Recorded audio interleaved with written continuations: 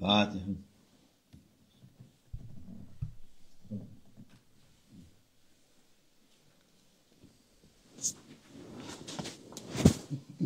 Selamun Aleyküm. Bismillahirrahmanirrahim. Vessalatu vesselamu ala Resulina Muhammedin sallallahu aleyhi ve sellem. Mededen Resulullah, Sadat Ashabı, Mededen ve Şerifine. Destur olan Şam'da Fevzan Sayın Peygamber Efendimiz sallallahu aleyhi ve sellem buyuruyor. El-mü'minu lef ve lef avkama kal. Mümin olan insan iyi geçinir. Herkesten iyi geçinir. Our beloved Prophet, peace and blessings be upon him, says that a believer is someone who gets along with everyone. İnsanlar ondan memnun olur. A believer is someone who has good relations with others, so that others are pleased with him. O insanlardan tahammül eder. And a believer is someone who tolerates others. Geçinip gider. And a believer is someone who seeks ways to get along with others and to find a way to be in good relations with others. Dünya hayatı selametle geçer. And thus the life of a believer passes on in peace and in comfort. Mümin için tahammül eder. A believer tolerates others. İyiyse güzel, Allah'a şükreder. And if a believer undergoes a state of goodness, he is thankful to Allah Almighty.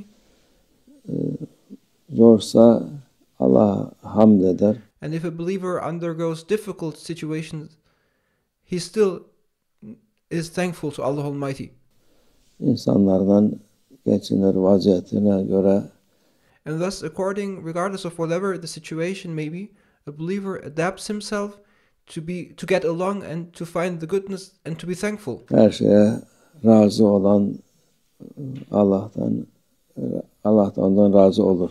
Therefore, a believer is in a state where he's happy and satisfied with Allah Almighty, and likewise Allah Almighty is satisfied with him.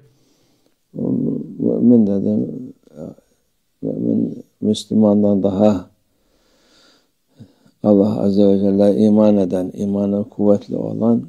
A mu'min is a believer, and to be a mu'min is a higher station compared to being a Muslim. İnsan böyle yapar.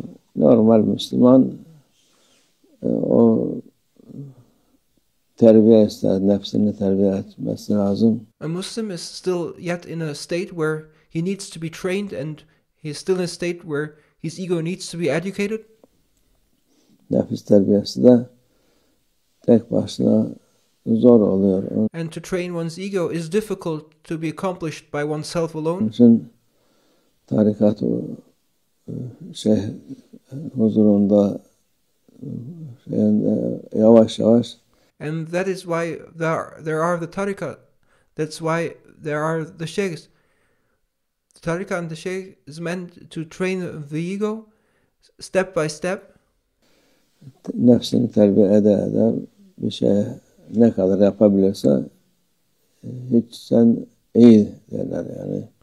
And the ego is trained in the tariqah through the sheikh and is educated step by step, slowly, and the more the ego is trained, the better it is.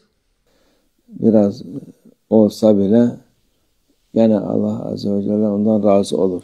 And even just undergoing a little training is something which makes Allah Almighty to be pleased with His servant. Tabii %100 yapamaz insan. Of course, it is difficult to be trained 100%. Ama normal insan her şeye, hele bu zamanın insanları her şeye itiraz eder, hiçbir şeyi beğenmez. But to undergo some training is still better than the state in which people are generally in. People in general today, they criticize everything, and they are not happy with anything at all. Her şeyden şikayetçi. People today, they oppose everything. They are dissatisfied with every state. Elinde bir şey geçmez. And they constantly complain, but they do not obtain anything through their complaints. Kendini huzursuz etmekten, The outcome of complaints is nothing but making oneself to be unhappy. rahatsız etmekten başka şey olmaz. And to complain is the outcome of complaining is nothing but making oneself uncomfortable. Peygamber sallallahu aleyhi ve sellem'in güzel sözleri bize yol gösterir. The words of our beloved Prophet, peace and blessings be upon him, are beautiful, and his words are a guidance for us. Ne yapacağımızı, ne edeceğimizi The words of our beloved Prophet, peace and blessings be upon him, show us the way and teach us what to do. gösterir. Onu takip eden rahat eder. And those who follow the guidance of the words of our beloved Prophet, peace and blessings be upon him, will find peace and comfort. Hazreti İbrahim Aleyhisselam ateşin içinde bile ona Allah Azze ve Celle cennet bahçesi yaptı. Prophet Abraham, peace be upon him, is the example of finding peace even in the situation of dire discomfort. When he was thrown into fire, Allah Almighty made him a garden of paradise inside that fire. Onun için bu mümin de onlara benzemek, onların And as believers, we must try to be like them and follow their ways. dediklerini uygularsa And we must apply what they showed us. bu bütün dünyanın hiçbir tesiri olmaz. And if, as a believer, you follow the example as shown by the prophets, then you will not be influenced by any state of this world. Çünkü iman sahibi bilir ki bunlar Allah Azze ve Celle'nin onlara But the one who has faith, the one who has iman, knows that everything happens through the will of Allah Almighty, and therefore he tolerates every situation. tahammül eder. Onlar geçer gider. And he knows that everything as it comes will pass on and will be over. Allah muhafaza etsin.